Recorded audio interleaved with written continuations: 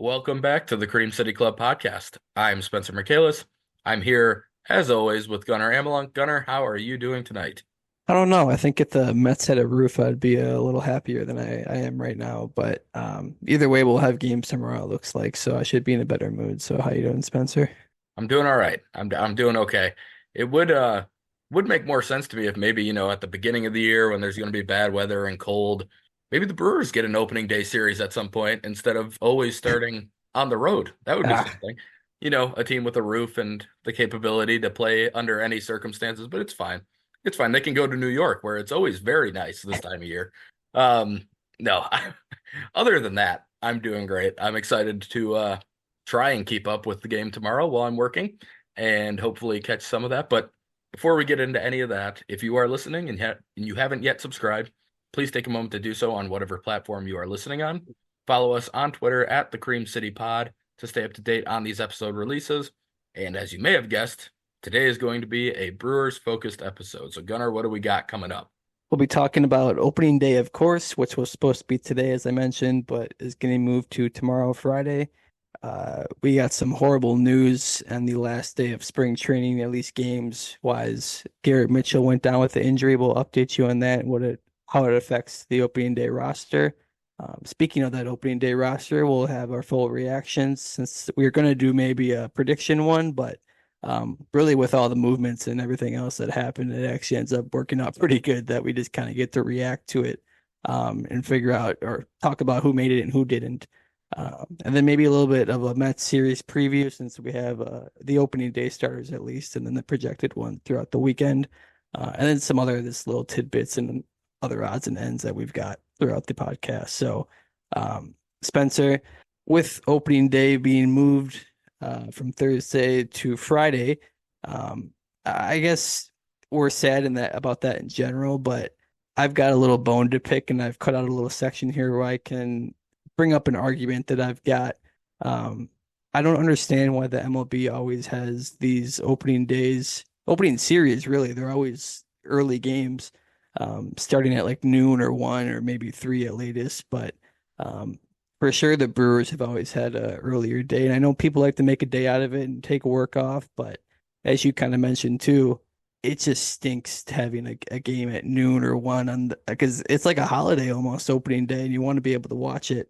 Not everybody wants to take off work or whatever the case may be. So I'm just kind of sick of having these early games and these early start times, and it doesn't really help grow the game in my opinion too. And I've seen a couple tweets where not like it's not as hype as normal, but it's hard to get excited about it because you're not really seeing these games like you could be seeing them and reaching as many people as you could be reaching. So, how do you feel about these early start times that we get on the opening series? Maybe it doesn't affect you at all, but to me, I wish they're a little bit later like they normally are.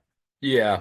I mean, it does suck for the people who either don't want to use a vacation day, like you said, or can't get off of work to watch the game. Like you wait all winter for this opening day game, and then it's during the middle of the workday, school day. I mean, most people are busy at noon during the middle of a weekday, but I do think part of it is, like you said, a lot of people do make it a day. The people who are in attendance, it'll be a sellout.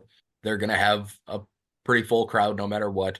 And then the fact that the weather that we already talked about, and it's kind of cold this time of year, I think part of the reason they do have a lot of day games early in the season is to try and avoid the coldest parts of the day, to try and get games played while there's some sun out and while there's, I mean, while the warmest part of the day is always midday. So I think that's why they try and do it that way. But I do hear you. I mean, believe me, I I would like to be able to watch the game tomorrow, and I probably won't be able to watch most of it. So, I'll have to time my lunch break out well enough to at least catch like a good chunk of it. But that's going to be the best I can do. Um, but I do think that's why they do it, and I get it. In the end, it is important for the players to be probably put in the best position to play games more than people who want to watch the game on TV. And like I said, I think they'll get enough fans at the game where it's not going to affect anything in that regard. So I don't know. I doubt they ever change it for these opening day games, but I wouldn't hate the Brewers. There's usually like a primetime game. It'd be cool if the Brewers ever got any primetime game of any sort. But no, I don't care too much about it, but I definitely hear what you're saying on it. It makes plenty of sense, and I think they would get better viewership if they moved it later in the day for sure. But yeah, I guess we could start looking at the roster a little bit here. We got some injury news right away. Garrett Mitchell on a jam shot somehow fractured a finger on his left hand. So uh, sounds like he's not going to need surgery, but he is going to be out potentially 6 to 8 weeks. The fact they put him on the 10-day IL to start instead of the 60-day is a good sign that they think lower end of that, or maybe even sooner than that potentially. But you can always move up a level and put him on the 60-day if things aren't trending right, and you can't go down a level. So usually they're going to start on the lower end of things for an injury like this. But I guess Gunnar, obviously, this is kind of we have differing opinions on Garrett Mitchell from time to time. What was your reaction when you heard the news, and what kind of effect do you think it has on? I mean, we'll talk about who ended up making the roster because of this, but what do you think it has an effect in terms of like we can look at Sal Frelick, we can look at everything, but it's going to change the way the Brewers operate based on what we thought was going to happen like a week ago. Yeah, I don't need to go into detail how I'm a Garrett Mitchell believer. So this was pretty striking news, unfortunately, because as you mentioned, I mean, maybe you didn't mention it, but he has terrible luck, it seems like, with these injuries and really how they happen. You mentioned how it's a jam shot. The last one last year, of course, was him just sliding into third base and overextended himself. And then what's that? The throwers get it. What was his injury that he had in the shoulder last year? But It was a torn labrum or rotator yeah, cuff. I don't labor. Yeah, remember one which of one. those. Yeah, so just weird how that happens. And he stayed in that game, tried to throw, and then he looked like he was in horrible pain. But yeah, I don't know how you get injured on that on a jam shot. I know I've had thumb injuries, and Ryan Braun famously had a thumb injury there too. We always kind of compare him to Ryan Braun, the way he talks and carries himself. And I'm like, if he has a thumb injury, this is going to be written in stone how good this guy's going to be. But no, yeah, it's a weird set of circumstances, and then of course, as you mentioned, sort of the domino effect. What happens now? Um, and the biggest one being Sal Frelick. Now, what happens with him? Pretty obviously seemed like he was going to move into center field now, which I think that's going to still be the case. And it will be. We'll talk about that later. But yeah, and then of course, then you start doing the math, right? Is who's the obvious replacements first when you don't really think about it was, well, Joey Weimer kind of had this happen last year with him. Maybe he's in the bubble. Um, yeah, I mean, it was probably Joey or who was why Eric can't I think? Haas was probably Eric under Haas. Yes, that's who I'm consideration. thinking. I don't know why I forgot about Eric Haas. Eric Haas. Um, he was for sure in the bubble, and we'll talk about what happened to him later too. But um, it was really a matchup game for me. Oliver Dunn was someone I wanted to make the roster. Um, I had my hot take originally of I thought he was going to make the roster as a dark horse. Then it made no sense with Trang being the opening day starting second baseman. Um, Now it makes all the sense because you lost a left-handed hitter, a guy who Sale, now you can move into the outfield. Now you have a left-handed hitting option at one of third base or second base is probably going to be third base, obviously, for Yep. Oliver Dunn if he's playing.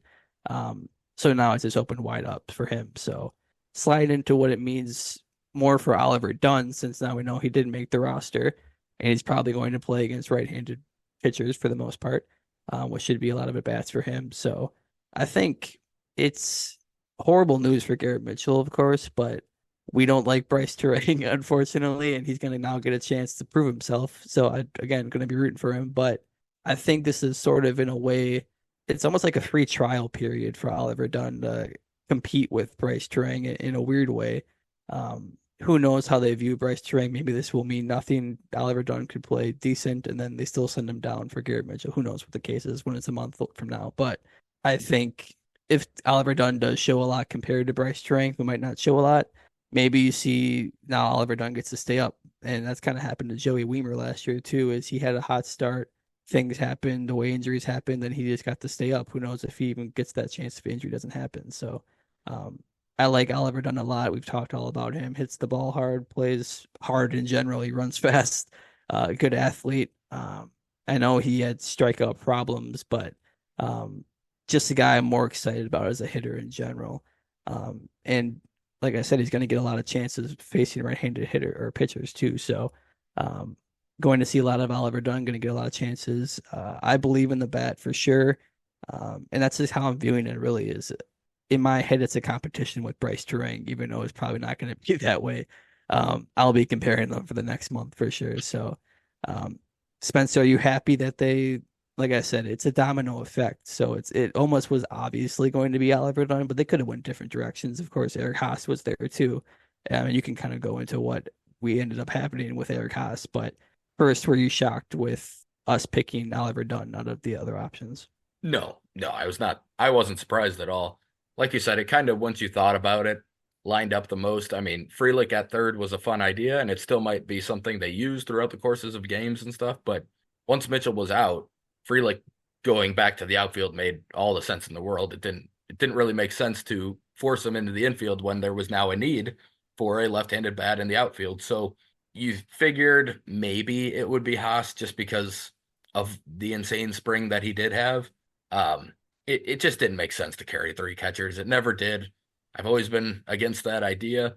I thought the only way he would have ended up making it is if Gary Sanchez was just not ready and had to be IL'd to start the season. It sucks for Haas. He did literally everything he could do in spring to prove that he deserved to make the roster. But in the end, we talked about it a lot. Spring training results are just not that important. They are a tiny sample. He showed signs on the peripherals of being a better hitter too. He was hitting the ball harder. He was hitting the ball at line drives more often, and that's like he didn't strike out a ton. So he did all the things you could do that aren't just results based in spring, but just how it works. And I think Gary Sanchez just kind of fell into the Brewers' laps. I don't think they went into the offseason thinking they were going to be able to sign him for 3 million in the end, guaranteed. And it just ended up kind of not working out for Haas. Now, I did see Pat Murphy talking about how the Brewers, first of all, he talked about when they DFA'd him, it was a pretty tough conversation to have because he did everything right. But he also talked about how the front office has done a good job of taking it this deep into the offseason and basically up until opening day before making this move. It's going to be hard for other teams to find room for him. Obviously, they're going to probably have to make room for him on their 40 man or on their 26 man if they want to claim him. And if nobody claims him, the Brewers do have his rights and they're able to option him to AAA. So I think there's a decent chance of that happening. I think he could end up at AAA. And I honestly think if he doesn't, that the Brewers will make a trade. That's usually how it works out when a guy is DFA'd. A team can claim him or a team can try and skip the line and make a trade beforehand. It wouldn't shock me if somebody does that. Somebody has a need at backup catcher, sees he made some improvements, he looked good in spring. They know he's like a good clubhouse guy. He made that, I mean, Murph made that very clear throughout spring how much he liked the guy as a person. So we'll see what happens with him. But circling back around to Dunn, I'm very excited to see him in MLB here. Jack Stern wrote a very good article today for Brewer Fanatic about Dunn, talking about how the strikeout rate is not really indicative of what he's not a huge swing and miss guy. His whiff rate's a little bit higher than average at Double A last year, but his swinging strike rate was below, or it was better than average by just a little bit. The thing with Dunn is that he takes close pitches at a very, very high rate, and he does not, with two strikes, he doesn't say, "Oh, that's close. I'm going to go try and foul it off." He says, "Nope, I can't do anything with that. I'm taking it." And Murph talked to Jack a little bit about it. He talked about how he doesn't want him to change that. He wants him to continue to have good ball strike discernment, really. And it's an interesting thing to hear. It's again another thing where Murph looks at things in a very deep way. And so Jack found some numbers, and Dunn, with two strikes on him, had a 19.2 called strike rate last year. The league average was 11.7. Something I don't know. It's possible I missed this in the article when I was reading it earlier, but you also have to consider the level of umpiring that is at Double A versus in MLB. Dunn never played at Triple A, so he never had the challenge system. He never had the automatic ball strike system. He was playing with normal umpires at the Double A level. I think you take that really good eye, the fact that he probably was getting rung up on pitches outside of the zone a decent amount, and place it in MLB, and he keeps that same approach, I think we're going to see the strikeout rate go down a decent amount just because of that. He is going to swing and miss. He doesn't have insanely good bat to ball skills or anything, but he has a tremendous eye. And sometimes guys like that are punished at the lower levels. Tyler Black is another one who, at times in Double A, his strikeout rate looked kind of high, but in reality, he was just taking a lot of close pitches that probably weren't strikes, and they were getting called strikes at Double A. He went to Triple A, and they had the challenge system. It was hilarious to watch him. He never got one wrong. He just consistently would challenge a pitch that was close, called a strike against him, and it was always a ball. Like he has a very, very good eye, and Dunn seems to be kind of cut from the same cloth. And I'm looking at the article now, and Jack did point that out that borderline pitches in Double A may be correctly called balls by big league umpires with tighter and more accurate zones. So I think the strikeout rate might be overblown a little bit for him. And now, if he's still mid to upper 20s strike, that would not surprise me. And early in his career, he might strike out more often than he will later on. But I think there's a legitimately fun, pretty decent bat in there, and somebody who could make an impact pretty quickly at the big league level just because of the patience and the pop. And the Brewers don't have too many of the upper level guys who have both of those without huge swing and miss. And Dunn kind of does. So I'm excited to see him play. He's not going to start opening day because we're facing a lefty, but I would imagine we're going to see him pretty quickly getting a start at third base. And I hope he takes advantage of it. I think he's a very capable. I think he's absolutely capable of doing it. And to me, this feels like a Rays trade. Going back to when we made that trade, it feels like a Rays trade where teams are kind of. This is a guy who was hurt for most of his minor league career. He suddenly started putting up way bigger exit velos in Double A last year. Started showing pop, made some adjustments to his swing, but really was just finally healthy.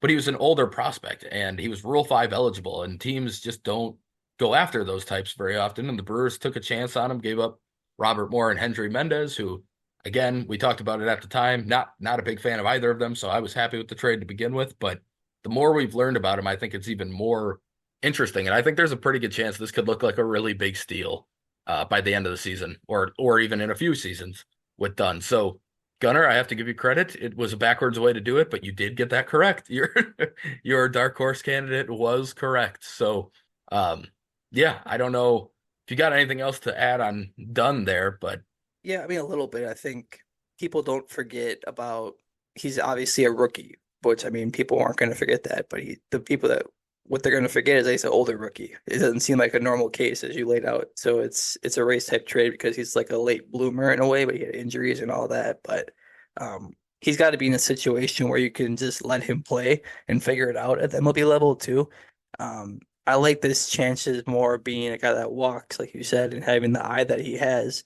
Well, if that's the case, as Jack laid out, where it's a matter of just his eye and he's getting a lot of borderline calls, I like him figuring that out as far as MLB pitching goes versus a guy who is trying to figure it out being a free swinger like Garrett Mitchell is not a free swinger necessarily, but a guy who strikes out in a different way that Dunn does. Joey Weimer, even Bryce Terang to some extent. It's harder to figure it out when you're trying to figure out how to hit versus trying to figure out a MLB strike zone because you walk too much. It's a good way to come back to reality a little bit versus trying to make things happen with your bat, which is why I'm not worried about his bat at all.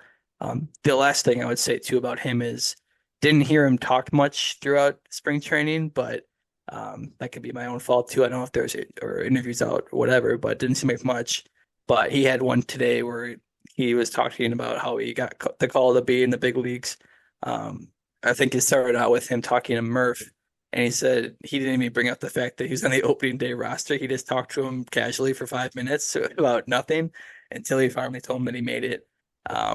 Just seems like a cool, down to earth guy. Another really nice guy in the clubhouse.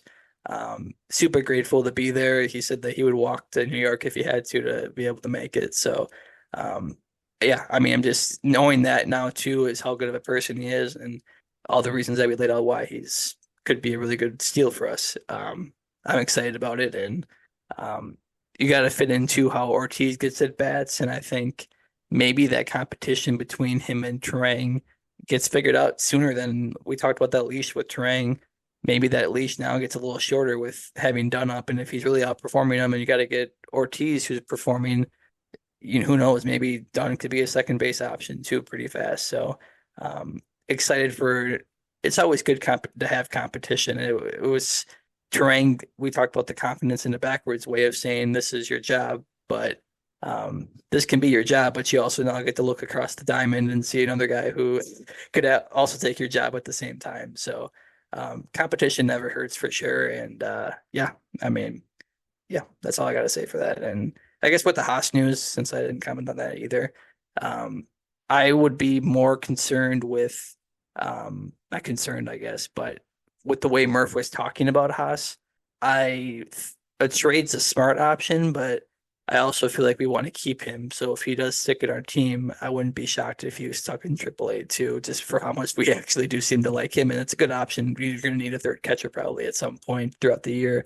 injuries, whatnot. So who knows if Gary Sanchez's injury flares up in a month or so, who knows? But um, I would be I didn't expect to have him have this good of a spring training, I guess I should say. So, if he had like a mid-spring training and we probably wanted to trade him, but for how good he played, how nice of a clubhouse guy he is, how much Murph likes him, I wouldn't be shocked if he stays in our organization, I guess I should say. So, Yeah, I agree.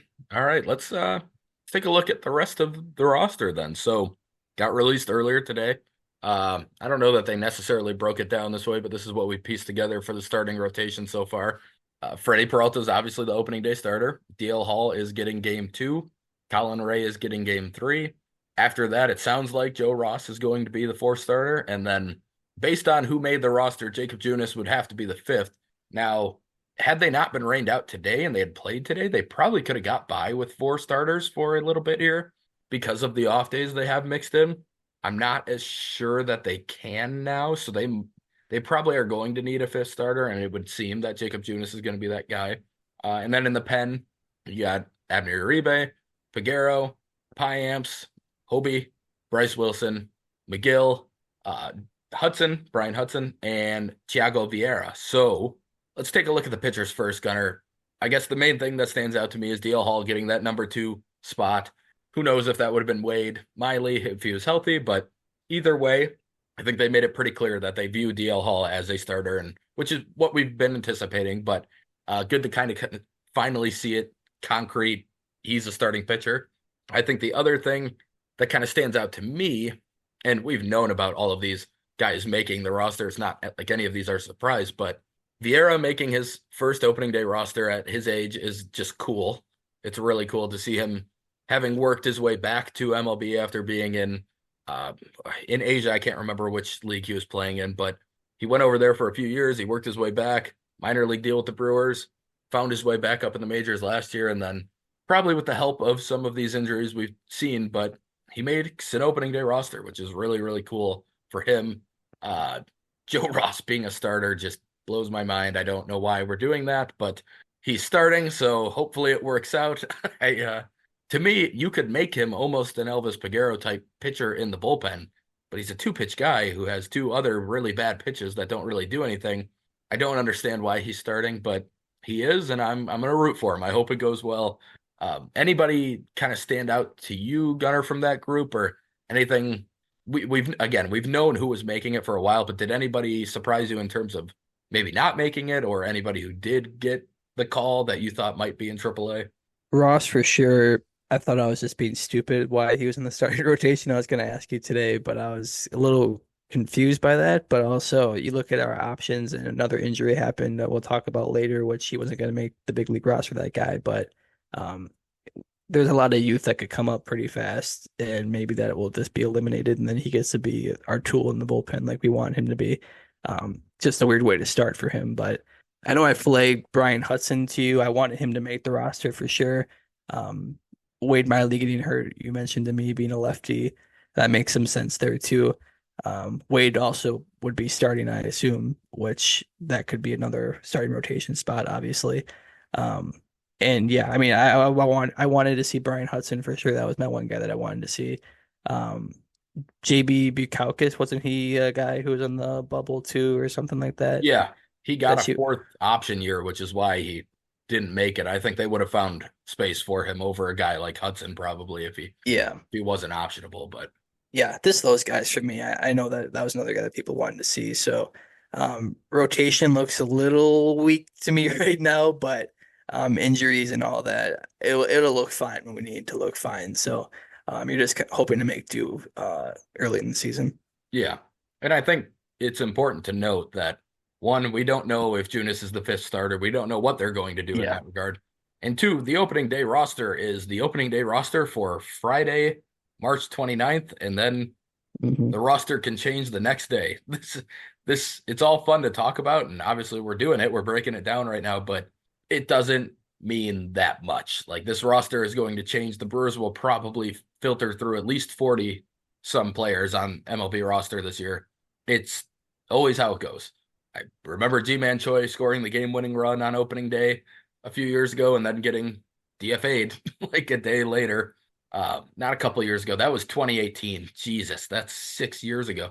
Uh, that felt like that was like 2 years ago. Um, no, it. We're gonna break all this down. We'll talk about all these guys, but it can literally change within the next day. It's important to remember too that other teams have had to make some cuts. There's probably been some guys DFA'd that the Brewers might have some interest in. They might have thrown in some claims on some guys, and that could end up filling a spot in a few days once all that stuff goes through. So there's a lot at play. That's why the roster can change so quickly, but that is how it looks like it's going to line up right now. I'd imagine any Junis start could be more of like a bullpen game where he's only going one or two times through the order and then passing it off to the bullpen, which should be very strong again. Obviously, no Devin Williams on the IL to start the year, but even without him, there is a lot of talent in that and a lot of production from last year in that bullpen. So, a couple new guys, but for the most part, it's still guys we know from last year with Uribe, Peguero, Payamps, Hobie, Bryce Wilson, and then McGill, who came on a lot at the end of the year, and then guys like Vieira and Hudson, who have really interesting stuff and profiles who could take pretty big leaps this year as kind of later breakout type relievers. So it's a fun group. I'm going to be super interested to see how it all breaks down as we get going here. But I just, I always enjoy kind of these lesser known arms, and the Brewers are loading up on them in the bullpen, but they're all guys with interesting profiles, and the Brewers do really well working with those types of guys. So we can move on to the position player side of things here. Start with the catchers. Not a big shock. William Contreras did make the roster. And then Gary Sanchez also made the roster. That's not a surprise based on talent or anything, but like I mentioned earlier, you didn't know necessarily if he was going to be healthy enough to get going and be on the active roster to start the year. So I guess good sign that they feel he's ready, Gunner. I don't know. Do you have anything you want to talk about with the catchers? It's a pretty straightforward group, but No, just the fact there's not three of them, I think, is maybe the only news here for us that we did stick with two catchers. yep, agreed. All right, let's go around the infield. We already talked about Ortiz, obviously, in Terang a little bit. Reese Hoskins at first base should be a lot of fun, hopefully hitting a lot of dingers. Jake Bauers did make the roster. Not a surprise to me necessarily, but I think there were some Brewer fans who were pretty surprised by that one. Andrew Monasterio made the roster, and then Willie Adames, not a surprise at all. I guess outside of Bauer, I don't know if you were surprised by Bauers, Gunner. I think both of us kind of knew that was coming. I am a slightly surprised by Dunn and Monasterio and Ortiz and Terang all making it. I kind of thought once I did think there was a possibility the Brewers would keep if they kept Haas. I think Monasterio was the guy I was expecting to get left off the roster in the end. Um, Ortiz can play one of the spots against lefties if you have to. You don't really need to platoon second and third base that specifically against lefties. Like I don't Bryce During can't hit righties or lefties, so it really doesn't matter. He's in there for his defense. Like you could just play Ortiz at third and play Terang at second if you want to do that.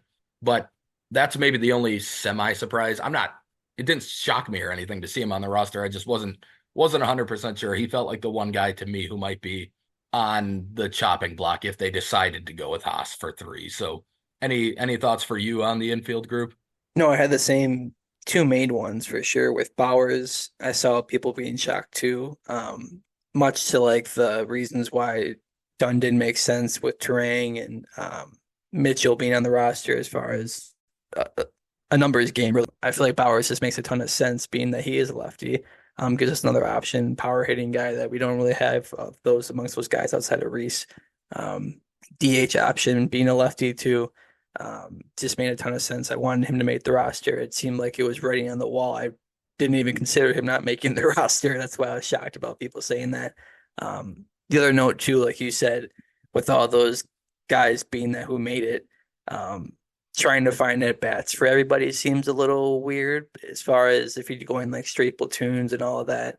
I would have just thought they would have sent one of those guys down to get at bats strictly because of that. Um, which makes me think maybe they are going to more of those platoons that we've seen in the past, which I hope not. Like you mentioned, Terrain, he can't hit. So at some point, if you don't produce, you just shouldn't be playing every day like that. But um, I'll just be interested to see how they find ways to get all those guys in. Now Ortiz could play defense really well. Maybe he comes in for Dunn or something at the end of games. Monasterio could pinch hit. Um, Bowers could pinch hit too, obviously, if he's not in the lineup for DH. But they'll find ways to get everybody to play, I'm sure. So just yeah, I'm shocked. I guess it comes down to who were the other options that could have made it. And then maybe it makes a little bit more sense why they made it. But yeah, not much of a shock here, but also a little shocking in that aspect.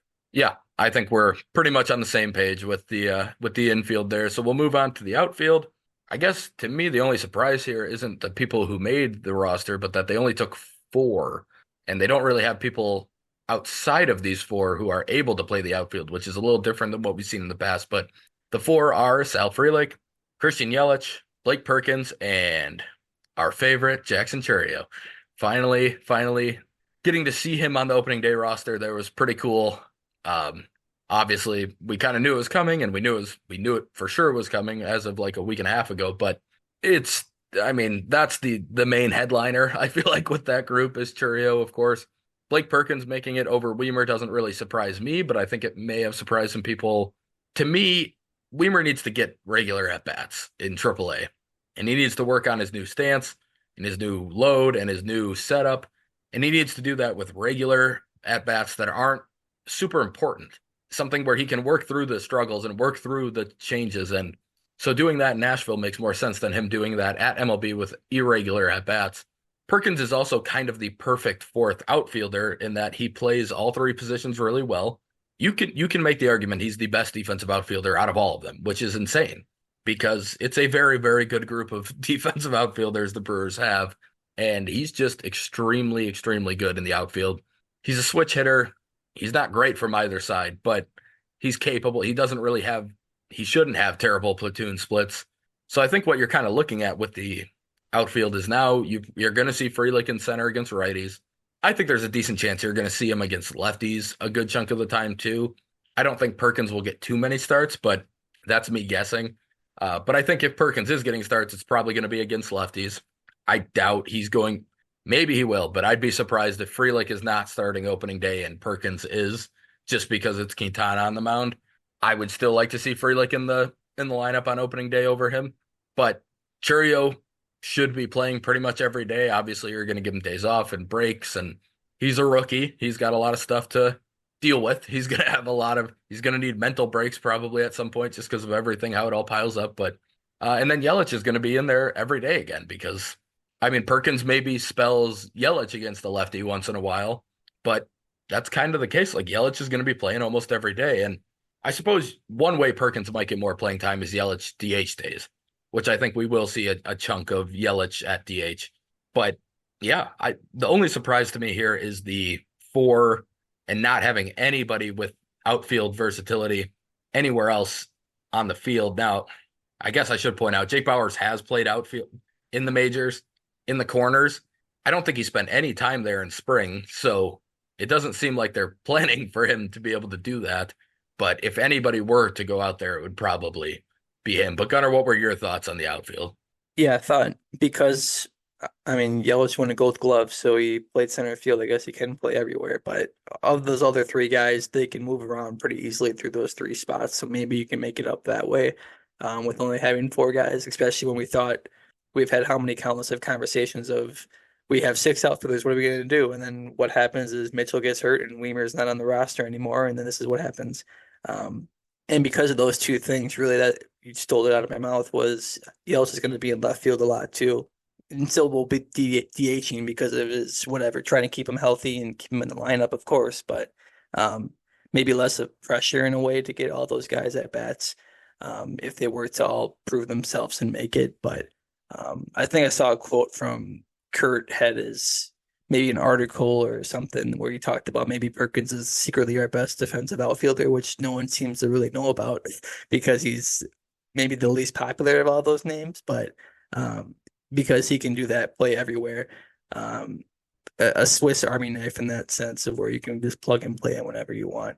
And then maybe you see Yelich, he won't get a lot of games, but maybe defensively he can pull him out of games, which that wouldn't happen. But I think going back to an argument, not an argument, but a discussion that we had in previous podcasts about um, Joey Weimer's spring training, where this is sort of the flip side of what we were talking about with spring training results, I think, but also was right on the head of what we were talking about, where it does come down to these fringe guys where, yeah, you did kind of have to perform to make the roster, and but it also has to be dramatically like not performing or performing. So if Joey Weimer dramatically was really good, I think he'd be on this roster right now.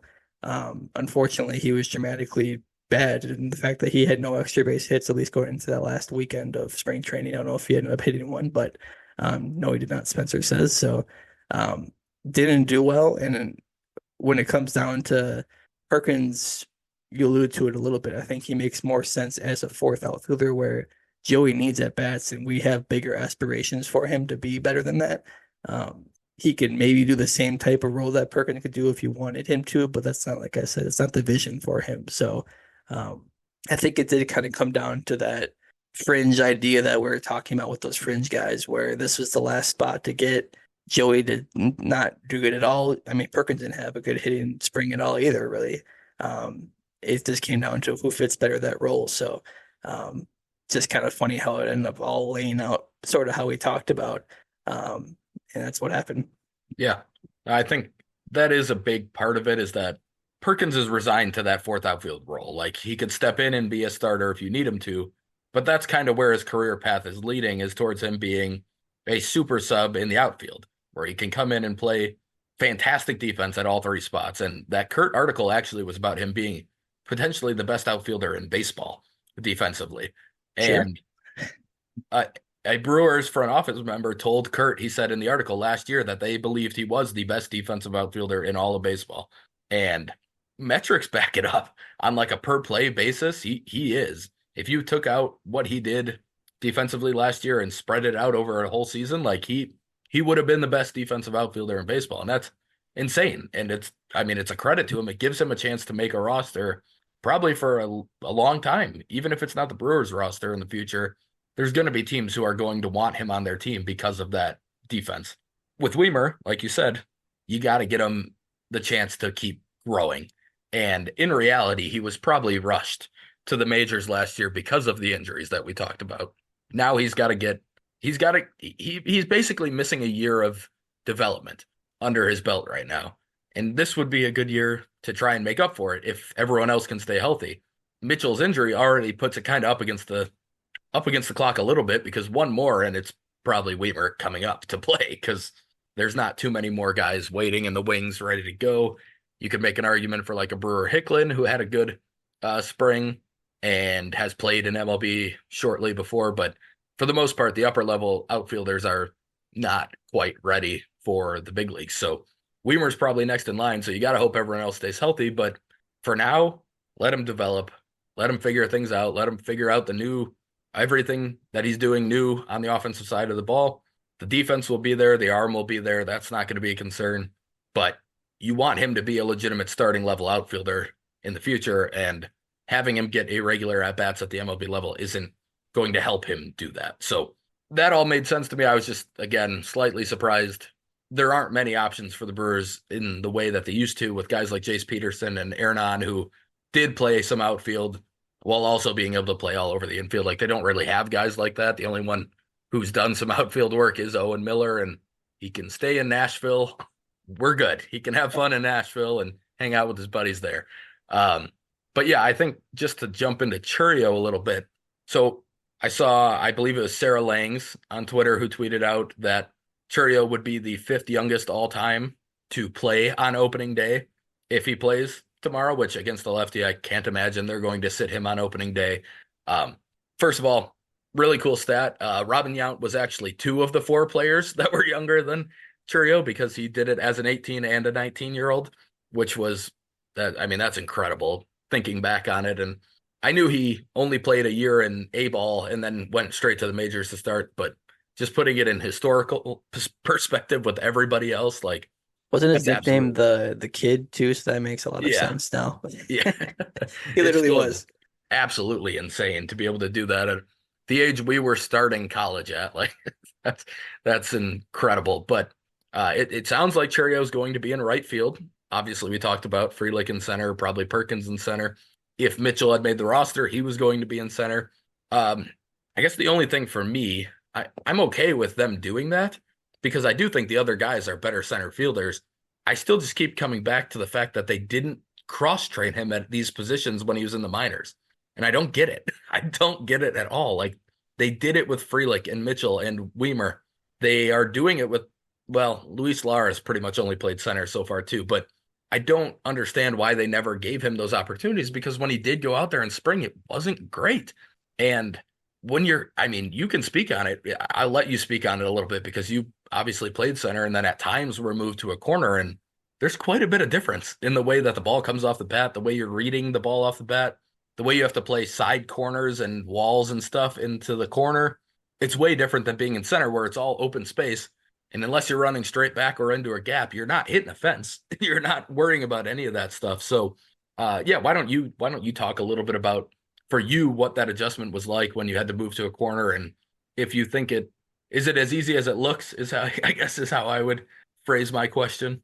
No, I did only play center though in actual games. So in practice and scrimmages, I did move around, but I despised it. I played right field a little bit in high school, just moving around because high school just whatever works. But um, that was still only a couple times. But really, the problem is center. You get both ways, but you can kind of manipulate which way you want to hit. If I don't like balls hit to my left really necessarily, I can maybe slide that way a little bit more and I was faster, so I can cheat a little bit more in center field if I want to.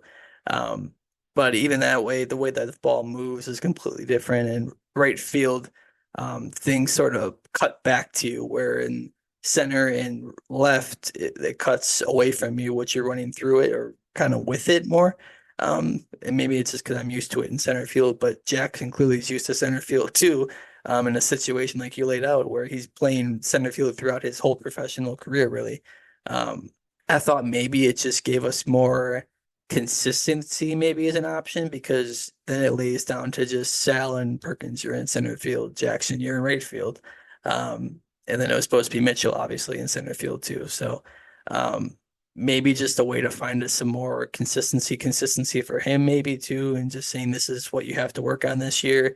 Don't have to worry about moving you around all this, along with you being having this pressure and everything else. Although I would argue that maybe it's going to add a little bit more stress to him. Did this happen later in spring? Sure. I feel like we moved him in right a little bit later than, I mean, if this was the plan all along, I would have thought he was just in right to begin with. And I know you're working on stuff in spring and whatnot. So that's the point of it, is to move around, just like I talked about with me and scrimmages and stuff. It's just to see what happens when you move them out there. But um, it seems like the plan almost changed about like midway through spring, and then they're like, oh, we could let's have you in right for sure. And it's like, oh well, and you mentioned it didn't look great at first. Um, and more of just ticky tacky stuff of not looking great. He ended up making some really great plays too in right field. The more experience he got. So I unfortunately probably expect a little bit more of those things when actual games happened. When the lights turn on, he'll probably have mistakes here and there, but um, we saw, I think, one play too. You saw his arm on full display. He's got an arm for right field. I know that. Now he had an error too with the Sal. I think that a little bit of inexperience in Sal's part too, but um, he can man right field pretty easily. It's just going to be a lot of that stuff where it's going to look maybe just a little janky at times, where you just hope he figures it out later in the year. But even more reason to give him a little bit grace here. Yeah. And speaking of the arm, so this is something that I think people have who are like scouts and everything over the time he's been coming through the ranks, his arm has always been getting like average to below grades on it. And I knew I was slightly surprised when Brewers Twitter found out this week that he needs daily elbow maintenance. And it's something that now I didn't know how he heard it originally. He apparently he heard it in a championship game as a pitcher when he was 12, but I knew he had elbow issues his whole time, and I thought it was pretty well like common knowledge for Brewer fans. So everybody freaking out about it kind of surprised me. He he's managed it his whole time in professional baseball so far. He missed, I think, a 2 week stretch when he was in Appleton, when he was in high A. And I know when he missed it because I was trying to go watch him that week, and then he was out for the whole week, so I couldn't go. I never got a chance to see him in person in Appleton, but it's something he's been able to manage. The Brewers told him to take it easy on throws. So I think scouts were out there seeing him throw probably 80% of what he can and putting a 40, 45 grade on it. You're talking about that error. I think you're probably talking about the one he threw to home too, and the guy didn't advance from third Yeah. in that game. You could see it at the very least, it's above average when he lets it go. Like there's plenty on the arm, in the arm, I should say. It's just a matter of being careful and knowing when to unleash it versus I don't want to compare it to Yelich because Yelich, you can tell when Yelich is just kind of like throwing the ball in versus actually making an attempt to get an out. Yeah. Now, Yelich's making an attempt is still not a good arm, but it's a more reasonably close to average arm than it is when he's just kind of lollygagging, throwing it back in. I think you're going to see Churio kind of treat throws the same way. If he doesn't think he has a real shot at a play, he's probably going to take some off of it and just make sure it's accurate, on target, not going to be an error, and that it's not going to be something that messes with his elbow. I'm not worried about it. I wouldn't worry about it if I were you guys as fans.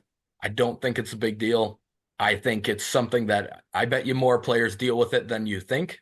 And I did have Havik Blake, the Shuckers announcer, reply to my tweet about it. And he said, I watched him all last year in the clubhouse and everything. He said, never once did he have a wrap on it. Never did he have ice on it. Never did he have anything on it. They're like, it was, he doesn't think it's anything to worry about either. He said, they just do extra stretching, basically, is what it comes down to. So, that's not, I don't think that's super uncommon. I think John Heyman wanted to throw a little bit of a clickbait end to the article so that people would actually read his article that had very little to say outside of that. So, yeah, that's all I got on it. I would not worry about it. I'm not concerned about it. Maybe over time it starts to become a little worse because it's something that might just build up over time, but I really don't think it's anything we need to be concerned about. I gotta say though, saying you injured it when you're 12 at a championship game is the most made up story I've ever heard in my life. I think we've all used that excuse for not making the big leagues because we got hurt in a championship game when we were 12. So he could have had a better excuse, but I'm joking, of course. He probably did actually get hurt.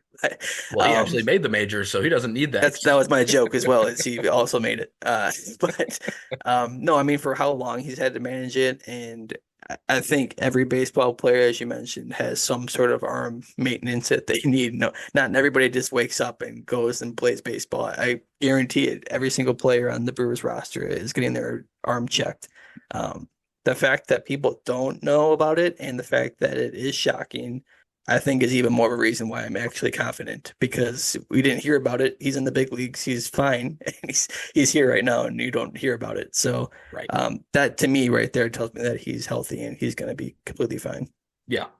I would say the one thing that we did learn this week, and we really learned it today, that if there's any, I wouldn't say it's concerning or anything, but it sucks, is that Jackson Churio, because he signed his contract extension before he made his MLB debut, he is not eligible for the Rookie of the Year PPI first round draft pick that you would get if he won Rookie of the Year.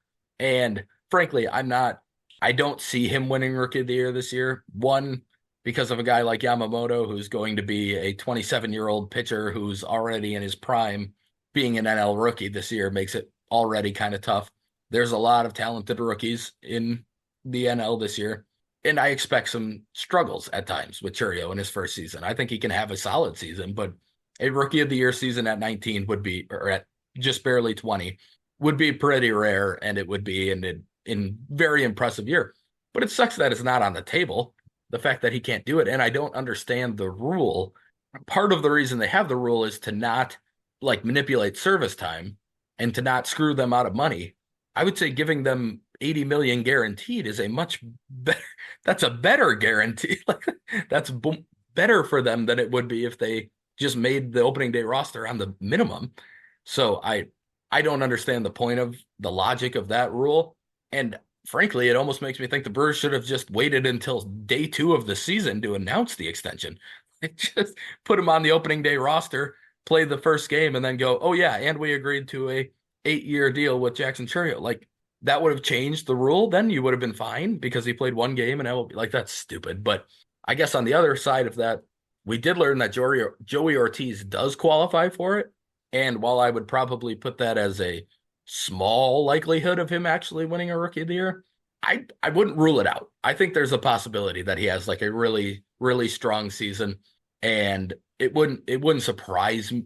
I shouldn't say it wouldn't shock me. It would surprise me, but it wouldn't completely shock me if he were in the running for Rookie of the Year at some point. So it's good that he does qualify for it because I actually thought he wasn't going to, but I just can't believe that's the rule and that Cheerio's not eligible because of that. Gunnar, I don't know.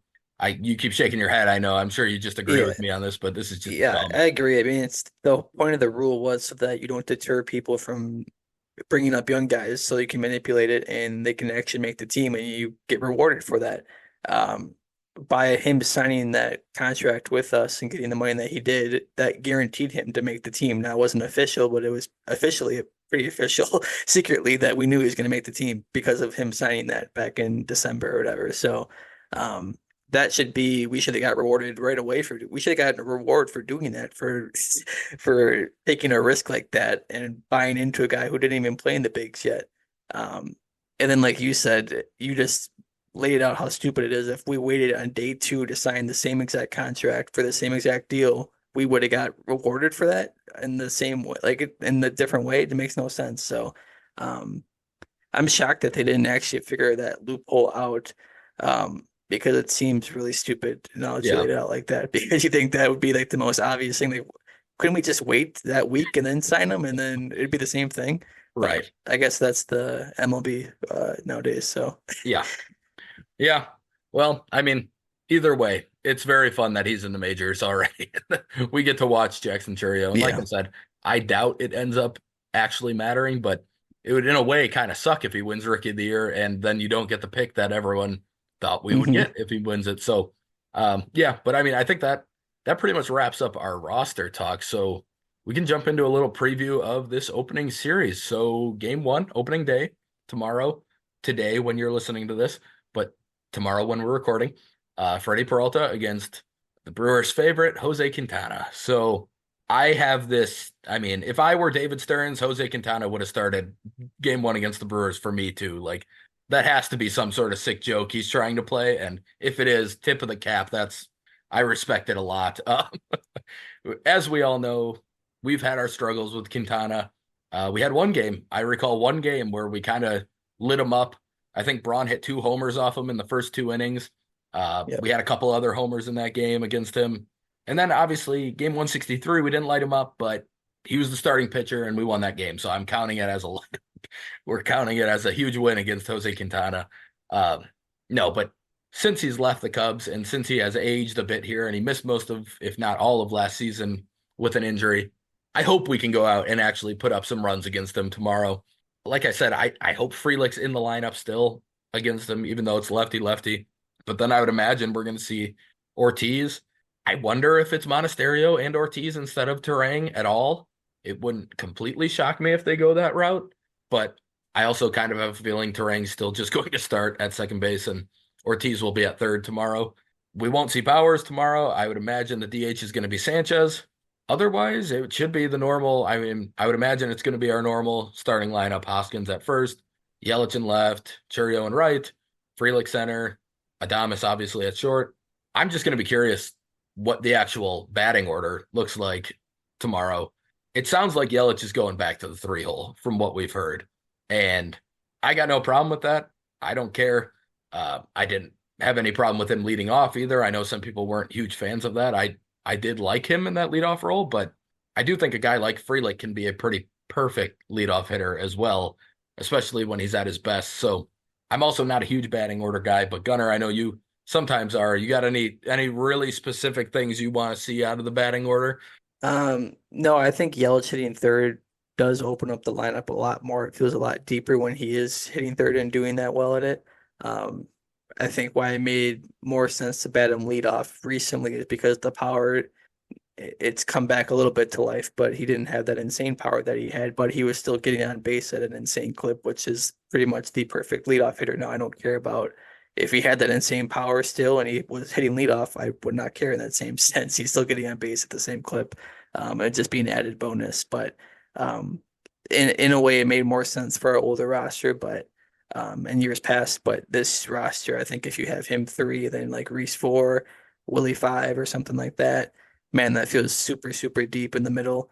And then, yeah, I mean, Murph's pretty much laid it out that he likes when it was supposed to be Mitchell, Mitchell was going to lead off, which um, is even a little bit different profile than Sal, which I thought was a little shocking too, that to commit like that. But maybe something that he's done his entire life that he's used to at that point.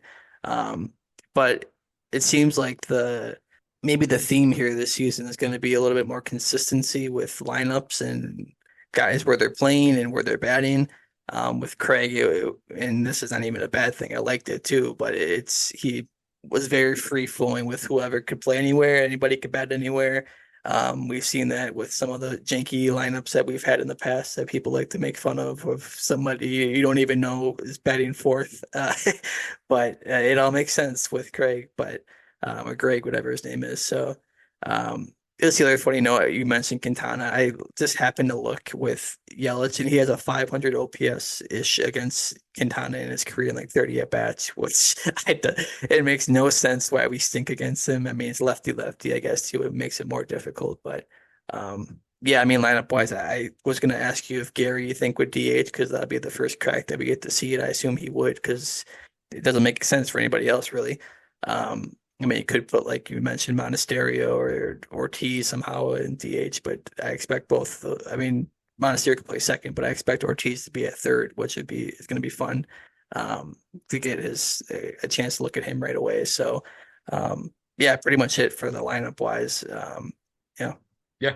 I, you know, I should have talked about this when we talked about the outfield, but I do think people are going to see the Sal Frelick that I expected to see right from the start when he came up. I do think that he was battling that thumb injury when he was in MLB last year. The the batted ball data was way worse in 23 than it was in 22. And we saw in spring, he started roping line drives into gaps again. He hit some balls much harder than we saw him hitting them last year. I mean, his home run to straightaway center I mean, that ball was crushed. I'm not expecting many homers still. I still think you're probably looking at 10-ish at the most, and then maybe 15 if he gets into some sort of weird power hot streak. But I do think I'm very excited to see him this year. I think he's about to have a much, much better season than what we ended up seeing last year. And there's going to be part of it is just adjusting to MLB and everything too. But I do think he was injured, and I do think he's the type of guy who will play through an injury and not say much just because hockey, football background, a guy who's very scrappy and just wants to be out there all the time. So, um, yeah, I'm just excited to see him, and I do hope that he's in this leadoff role at the start of the year. But we can look at game two here. DL Hall against, we're assuming Luis Severino will probably be there too. There's not, I don't think you're seeing much. I mean, that's going to be our standard lineup against the righty, I would assume. It wouldn't shock me if maybe Bowers is the DH in that one instead of Sanchez. I don't know if they're planning on Sanchez just being the everyday DH for a while until guys need a day. But I mean, you're probably looking at Terang and Dunn. I would imagine that's Dunn's first start is that game. Severino is a guy I was hoping the Brewers would sign this offseason, and then David Stearns goes out and signs him, and that was a little bit annoying to me because I really liked the idea of adding Severino into this rotation, and I'd certainly enjoy having him over a guy like Joe Ross right now. But I don't think there's too much to talk about with that game. I'm excited to see DL Hall make his first start as a Brewer, and I, who knows what you're going to get out of him in that start. But hopefully we see some flashes of everything that I think we can, what I think he's capable of as a starter. And then we got a Colin Ray special in game three against Trevor McGill's brother. I don't know, is that a guarantee? Did they announce these or are we just projecting? It was like MLB's projections, so I don't know Okay. if they officially. I think that's what it's gonna be. I'm like almost positive, but yeah, I mean they had it laid out like this. Okay. Um, so yeah, that's going to be Tylor McGill. I think that's how you say it because it's spelled Tylor, and I don't. That's just weird. That's not how you do things. Uh, but that is Trevor's brother, and so that'll be kind of cool. Maybe we should give Trevor an opener start there. Get him a start against each other. That'd be fun. Uh, but no, Colin Ray. I'm excited about him. I really think he's going to be a different pitcher than he was last year when he was already serviceable. I think he could be a guy who could actually be average to better as a starting pitcher this year. And that's pretty valuable once you get past those first two spots on the rotation for anybody to be able to be that type of caliber. So, do you have anything else you want to talk about with those two games, Gunnar? I think it's pretty No, I straightforward, but mean Adrian Hauser is clearly ducking us is my first one, and then we're gonna see Tyrone Taylor probably in center field, I'd assume for all these games. I don't know who else they've got, but well, at least for DL Hall, I would imagine for the yeah. lefty. Um, but yeah, I mean I those are my mean, two Nimmo's thoughts. Nimmo's probably playing out there. Yeah, I don't know. I don't know. I've got to think of their lineup, but I'm pretty sure they needed him to play. So, Oh, uh, well, good to see I him. mean, hopefully he does. Good for him. If he is getting regular playing time, good for him. He's always going to be a guy I cheer for, except for this first series and whenever else we play them. But I like Tyrone Taylor and hope he does well. Same with Hauser, but again, not if they're facing us. Um, but yeah, I guess we'll wrap things up with a couple more news bullets, I guess we could talk about. Starting pitching depth just took another hit recently when Robert Gasser, it came out that he has a bone spur in his elbow. Not a great, not an awful injury, not as bad as other elbow injuries can be, but it is one that takes some time. And I'm not sure exactly how much time they're expecting him to miss, but it's going to be a while. It sounded like he was going to be pitching early in April here, and now we won't be seeing him for a while. So that sucks. It's going to push back his debut, and it is just a loss to what was already becoming a pretty shallow starting rotation in terms of depth because of another guy we'll talk about now, Wade Miley. He is on the 10 or the 15-day IL. He threw a sim game on Wednesday in New York. He will likely go to Nashville for a couple of rehab starts here right early on in the season. It sounds like they're not expecting much time missed for him. Maybe two starts.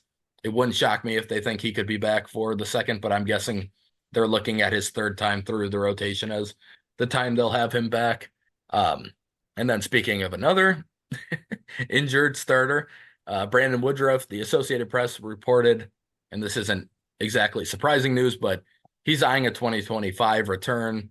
I know at one point there was hope that he might be able to make it back by the end of 2024, but it sounds like that is all it was is hope, and it's going to be more of a 2025 thing. But Woody sounded pretty optimistic in that article about getting back to form. Now, obviously, most players are probably going to have some optimism and hope on their side, but if anybody's going to get back to the type of pitcher Woodruff was, Woody's probably the guy to do it. So I'm excited to watch him when he does make it back. But yeah, it sounds like that's going to be next year. And then maybe the news that was not surprising, but honestly hit me harder than a lot of the other stuff is Bob Uecker plans to be on the mic for the home opener on April 2nd, but he's quote unquote taking it one day at a time from there.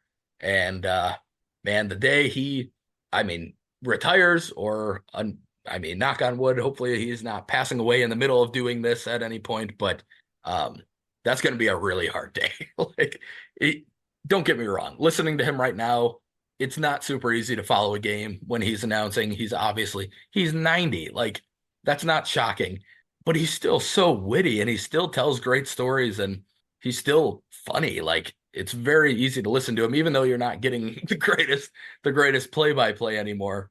I can still turn on a Euchre broadcast and enjoy it, even if I don't exactly know what's happening at all times. So, Gunnar, do you have any thoughts on any of those or on Euchre or anything? Yeah, with Uke, I'll just end it there. Is it will never be the same when he's not calling games. I don't listen to the radio all the time, but even when you're at games, you hear it in the background. It's just installed with Brewers baseball is hearing Bobby Uecker's voice. I know all the close calls we had, and even the closest call we've ever had in 2018 going to the World Series. I know I remember talking to you, and right after we lost, that's probably one of my first thoughts was like, man, we're running out of time to win one with Bob Uecker here still. Like it's a horrible thought. I honestly I just got the chills saying that, which is that's crazy, but it's sad and it can still happen, obviously. He's still here and he's still calling games. So I mean, um pressure's on in that way because I definitely want him to witness that and be a part of that. Even last year, he was in the locker room celebrating with the guys still. It's just incredible what he can do at 90. There's zero chance I'll be that sharp when I'm 90 years old. Um, but yeah, I mean, we love him, and no matter what capacity he's here with the Brewers, I hope that he can still just be with the Brewers because it's, like I said, it's a staple at this point. Yeah. No, I mean, we love to give Bill Schroeder crap all the time too, but like him and Uke You, have been here for us from the beginning. Like we've yeah, heard their voices on TV and radio the entire time. And I mean, Rock isn't traveling with the team anymore. He's only doing home games. Uke is doing minimal home games, it sounds like at this point. Like it's gonna be weird phasing those two out of our lives as Brewer fans. So I mean, for Uke especially, just anytime I get a chance to hear him this year, I'm going to savor it because you never know how many more you're going to get. So I'll definitely try and toss on a couple of radio broadcasts, even if it's just in the background while I watch a game, just to hear you talk for a little bit more. Um, but yeah, I mean, that wraps up the odds and ends here. And then Gunnar, you want to get us started on our random Brewers? yeah. So talking about outfielders and arms and maybe the worst of them all that we've ever seen in a Brewers uniform, that being Chris Davis. Um, Again, another guy who was a butt of a joke in my household. If I ever had a bad throw at a game or something, my dad would say my arm is like Chris Davis is out there in the outfield. But a guy with huge potential as far as hitting goes, power. Um, Even stuck around and had huge home run numbers with Oakland after us. Um, and I mean, we made way for him because we moved Braun to right to make way for him in left. Now that's because he had no arm and couldn't play anywhere else, but no DH at that time. But yeah, I mean, bigger prospect, especially for a Brewers organization who didn't have a lot of those. So, um, a slight success story as far as the prospect and being successful, but yeah, he's probably even on more the underrated side when it comes to hitting. And I know a weird stat. Didn't he have like 3 or 4 years in a row where he had the same batting average or Yep. close to it? Or it's I Yep. remember seeing that. 4 years of 247 in a row. Yep. That's just insane. But yeah, that's all I got on Chris Davis. Yeah, I mean, the guy had three straight 40 homer seasons in Oakland, which Hmm. it's not exactly a hitter's ballpark either. So that's a pretty impressive run. 48 homers in 2018, led the AL. But then he fell off pretty quickly. He was 600 some OPS after that, and then again, and then he was gone. He was in Texas, and yeah, I forgot he was a Ranger for a few games in 2021. But yeah, he fell off pretty quickly. But that was just the guy just looked like he was swinging like a hammer up there. The way he swung was just so aggressive, Hmm. and it was you knew if he made contact, it was going a long way. So he was fun. Like you said, the defense was not good, and the arm was absolutely like I'm not. That's probably a 20 grade arm on the 2080 scale. Like it was that bad. There were middle schoolers throwing the ball with as much And or just looked fit like physically bad. Like it looked like it yes, was painful when he threw the yeah, ball. it did look like it was painful. Um, Yeah, I kind of stuck with the same type of thing. I went with a power hitter too. I went with Tyler Cravey. The he had a home run as a relief pitcher in one game, and it was the most surprising home run I think I've ever seen any Brewer hit because I was not even remotely expecting him to go deep in that moment. He Cravey was, I mean, he was fine. He had a solid 2016 actually, 28 innings, 2.86 ERA, 22 homers, 22 strikeouts, only one homer. And he was fine. He was an okay pitcher. The funny thing to me was one, the home run, but two, I remember him not making the opening day roster in 2016 and being like outwardly upset about it, like complaining to reporters and like he was just openly complaining that he didn't make the roster. He had a 5.7 ERA in 2015. Now he had a really good spring and obviously he pitched well when he got his chance in 2016, but it was one of the weirdest things I'd ever seen when this fringy non-prospect relief pitcher made a huge stink to the media that he didn't make the roster out of opening day. I couldn't believe it at the time. He never pitched in MLB again after that season. He pitched in AAA the next year for the Brewers, and then he was done with baseball, I guess. So perhaps he just didn't like the sport that much, and he was a ornery person. But I'll always remember the homer because it was just out of nowhere, and it was a bomb. It went into the Lowe's level in left, like he crushed it. It was a no doubter. So yeah, Tyler Cravey. Shout out Tyler Cravey. Him and Chris Davis on the 2015 Brewers were just absolutely True. yeah, I think that wraps it up. So Brewer season starts tomorrow. We'll probably get a little bit more consistent again with these podcasts coming up over the next few weeks. I mean, I'm pretty busy through the beginning of May, but then things will open up a lot. But we'll do our best to get you a Bucks and a Brewers pod every week if we can. Break down what's happened in the Brewer games, break down any news, any transactions, as always. But thank you guys for listening. If you are still here, please like and subscribe on whatever platform you're on. Remember to follow us on Twitter at the Cream City Pod. And please feel free to leave feedback for us on how we can continue to get better. Thank you guys for listening, and we will see you next time. See ya.